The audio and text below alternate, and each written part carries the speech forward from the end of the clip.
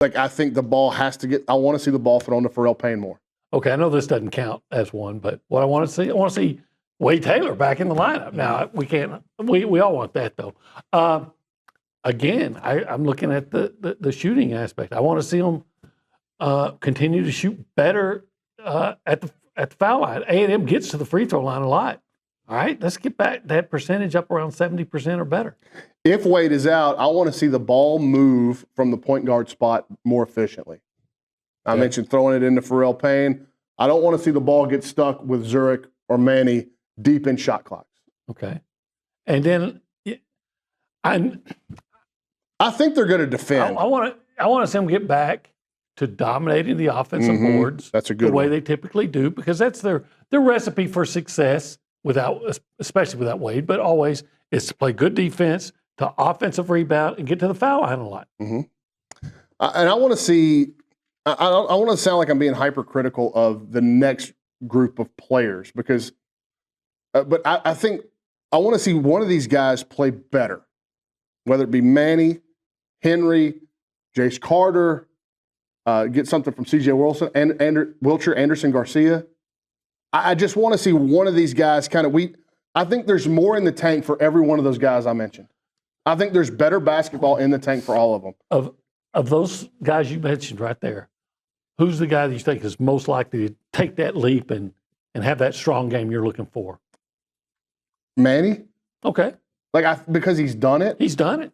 And last year down the stretch, he was so good. And so, but they're all like dominant. Luke, would you say Henry's playing better? I mean, I'm looking at the stats. Oh, like compared to his career? Yeah. Yeah, I think he's improved, but I still think there's more in there.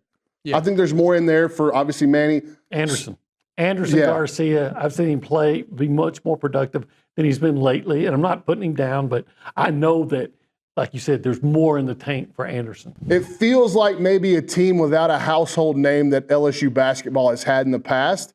But I also know that it's kind of a collection of transfer portal and young kids. But so how do you feel like Coach McMahon's bunch has done up to this point in the season and the SEC slate?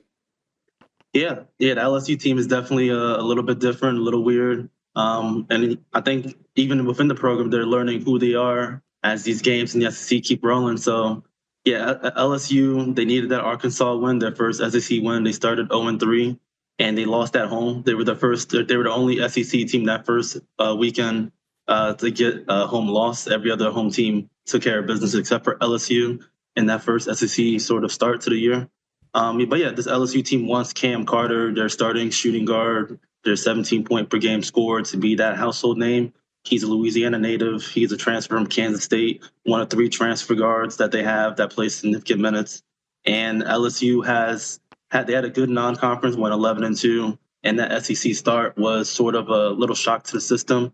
Lost to Vanderbilt, which there wasn't a lot of high expectations for. Lost to Missouri, who beat Kansas, but Missouri wasn't seen as a high-level, high upper echelon SEC team. And then they lost to Ole Miss, which obviously Ole Miss is really good. So the win against Arkansas was a big sort of lift for them. And they initially wanted their identity to be more of a running gun. Let's get threes up. Let's try to go a fast tempo type of team. They still want to go fast tempo, but the 3-point shooting hasn't really followed through. They only have 2 players that are consistent 3-point shooters in Carter and the other guard that's a transfer from UT Martin and Jordan Sears. So the LSU team still has a lot of learning to do, but those are a couple of the household names. Hey, TJ, this is Olin Buchanan. So the injury to Jalen Reed, how big a loss was that for LSU, and how have they compensated? Yeah, that was enormous loss. Jalen Reed, he's a junior. He's one of the mainstays for LSU. He was here in McMahon's first recruiting class a few years ago, and he was the one that was developing, and third year was supposed to be his breakout, his first game, even though it was against a mid-major team. He had 20-plus points, I think close to double-digit rebounds, and he looked like, okay, this is going to be our interior force, as well as just gobble up rebounds at 6'10", 240. He's gotten stronger. He came in at 6'10", 220, so putting on 20-plus pounds is really good to see. Even, like, what is Wade going to help you on the glass? And there's something to be said about Alabama and Kentucky flat out got better athletes than you do across the floor. They're just so much bigger, particularly Alabama. Yeah, they're big. So much, not just in the starting lineup, but just they go like 6 deep. It felt like 6, 7 guys that were just towers. But ironically enough, that's the game I think A&M could have won, more likely to have won with Wade, was Bama.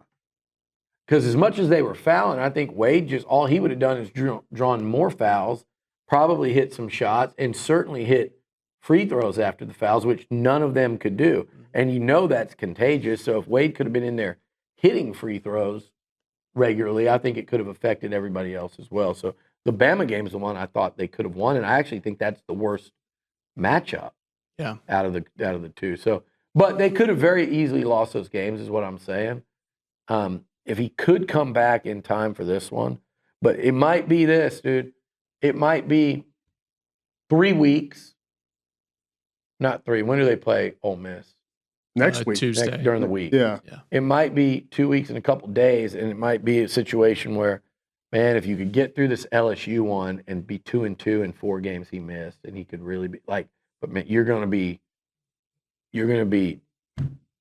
hanging on tight. Hope you can win this thing, because without Wade Taylor, everybody's tough, and LSU will give some really good teams tough games with their star player intact. So it's a big game. It's a big game for Buzz and company. I think after losing those two the way they did, losing at home, getting out rebounding the way they did, I think this is like a game where I think you're going to see the Aggies come out and be really physical on the boards and really tough, and like with kind of I'd say a different level of hunger, but they always play with it. But just like whatever a 10 out of 10 looks like in terms of their tenacity and just going out there and going after it and being dialed in. Yeah, but that's a consistent I'm saying, characteristic. They're going to have somebody play better than they have. And I think that the silver lining in this is that you could see a lot of guys up their game. They just, and I don't even know if they would have upped their game a bunch if it would have, helped against Bama or Kentucky. But like,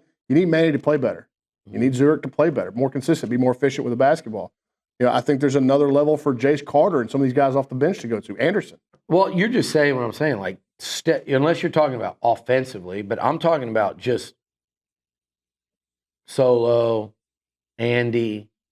I thought Henry played good up at Kentucky. Pharrell Payne obviously did, but like Jace, those guys, I'm talking about, like, yes, they always play high level, on the defensive end and rebound, but there is like, you can play high level and be at a 9. Like, these guys need to be at a 10 this weekend, and they need to go out like killers on Saturday. Pugs, it's just a 30-second, 45-second breakdown of what you think or what you're expecting to see on the floor tomorrow night against LSU. Yeah. You've got to control Cam Carter and Jordan Sears, right? They get to line more than anyone on their roster. They're both ball-dominant guards. Combined, they take twice as many shots as anyone else on the LSU roster.